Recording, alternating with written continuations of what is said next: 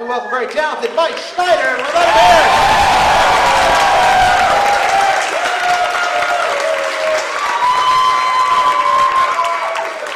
How's it going, everybody? Thanks for coming out. We got a nice crowd tonight. A lot of diversity. Got all the races represented. We got black, white, brown, poor. Got everything. I'll tell you where there's no diversity. Horror movies. Why are the crazy people always white? I'm sick of that shit. I was watching the Saw movie last night, and in my head I was thinking, what if the Saw villain were black? What would that be like? Wake up in a dark, scary room, can't see shit. Tape recorder comes on. It's like, I want to play a game. Basketball. Woo, it's racist. I'll tell you what I think the smartest animal in the world is. It's the salmon. You know why? When the salmon has kids, it dies. It knows it's over. People are like, nah, it's scientific reasons. It's not. It's sensible. It's a sensible animal. I was on the train on the way here. I saw a little 6-year-old girl. She licked the pole on the train. And her mom was like, stop that. Kid did it again. Her mom was like, stop that. Kid looked up and said, why? Why? That's not a question you have to ask. Even for a little kid. Come on. If I were the salmon at that point, I would look at my kid and be like, fuck it. I would swim into the mouth of a grizzly bear. I told my friend, I was like, I've never met a salmon, but you know, when I meet one, I have so many questions I want to ask. And he was like, Mike, salmon don't talk. And I was like, that's right. They lead by example.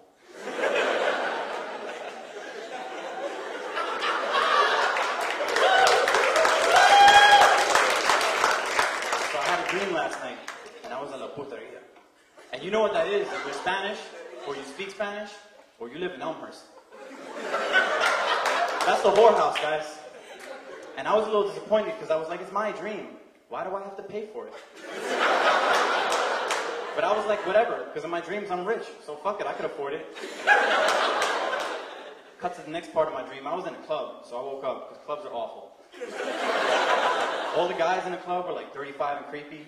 All the girls are like 16 and slutty. And you know how I know? Because they have MySpaces. I hate clubs, man. Can't stand them. So last night I was at a club. And I had to use the bathroom. But I didn't want to ask the bartender where it was, because she was a pretty girl, and I didn't want her to know that I used the bathroom and stuff like that. As far as I'm concerned, girls don't know anything about guys until they find it out. Like, after I sleep with a girl, she'll be sitting there and be like, so what was that? And I'll be like, that was dick.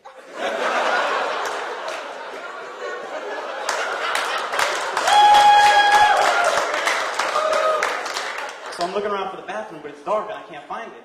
And I'm like, what am I going to do? So I go downstairs, and I'm feeling around, and finally I find a doorknob.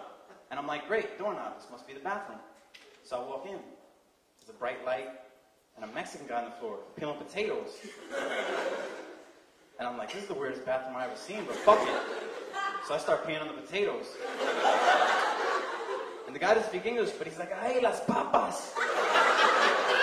And I'm like, I understand, so I stopped, because I know what that's like. I'm Irish.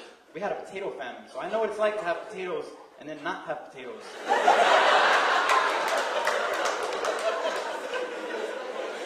So I turn around and start peeing in the sink. About 30 seconds later, 2 black bouncers throw me out. I think that club is racist. Not because the black bouncers threw me out, but because they had a Mexican guy peeling potatoes on the floor, and that club doesn't even serve food. So I was at the gym the other day, you know, working out, obviously. Thank you. So I go to the locker room after that, you know. And you know how you act in the locker room. You go in, keep a low profile, keep your head straight ahead, and then pretty much look as much junk as possible. It's not gay, it's just what you do. You've all done it.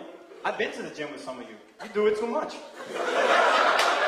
So I'm in there, and I get to my locker, and I look at the guy next to me, and he has no balls.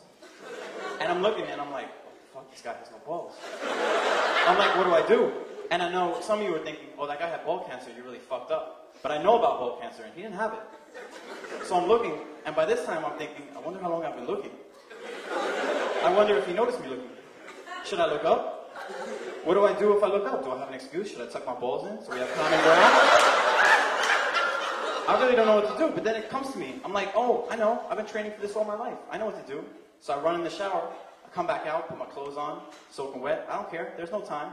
Run out of the building, go down the block, swipe my Metro card, go into the station, run up to the arriving E-train, and tell the train conductor everything, and then pause.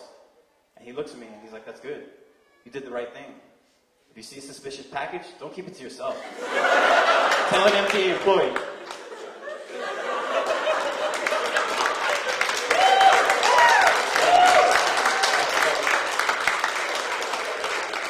So I was walking through the park the other night drunk, because you know, when you're drunk and walking home, you're going to pee on something, and you might as well be in a forest full of bathrooms. And I got stopped by the cops, and they were like, what are you doing? And I'm like, I'm walking home. And they were like, this is a dangerous neighborhood, you know, and it's a dangerous area. You know, you shouldn't be walking alone home through here. You could get raped or worse. And it bugged me out, because in my head I was like, what's worse than raped? Seriously, like, if I, oh, thanks. Because, like, if you get shot, it's like, oh, he got me. But if you get raped, it's like, oh, he got me again, he got me again. That shit's not cool. And my friend was like, what about if a girl rapes you? I was like, that's not rape, that's got some. I don't care what the circumstances were. I don't care if I wake up in a hospital bed, stitches in my head, and the officer's like, sir, you were raped last night after you were hit in the head with a baseball bat. I would be like, guy or girl, guy or girl. When he said girl, I'd be like, high five, officer. He'd be like, but sir, you've lost a lot of blood. I don't care, smell my fingers. So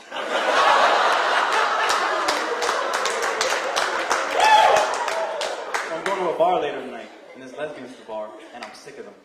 They're always standing around, looking pretty, having fun. So I decided I'm going to teach them a lesson. I'm going to find one of the, you know, short-haired dyke lesbians. You can identify them because they have my haircut. And I'm going to give her some dick. And she's going to go back to her friends and be like, there's this thing, you guys might not know about it, but it's dick and it's really great. And they're going to be like, oh, where can we get some? And she's going to be like, well, mostly I get it from him. And I'm going to be like, you know, standing there. And they're going to be like, wow, so can we have some? I'm going to be like, no, sorry, I just decided. I'm gay now. So you can't have any of this. How does it feel? So on my way here, I saw a garbage man.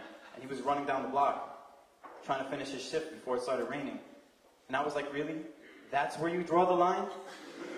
Like, seriously, yeah. I'll pick up garbage for the next 25 years. But whoa. No one said anything about getting wet.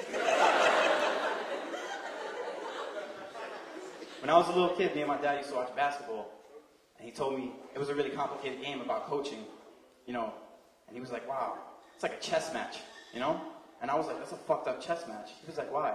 I was like, all the pieces are black. That's my time, everybody. I'm going to get out of here. Have a good night.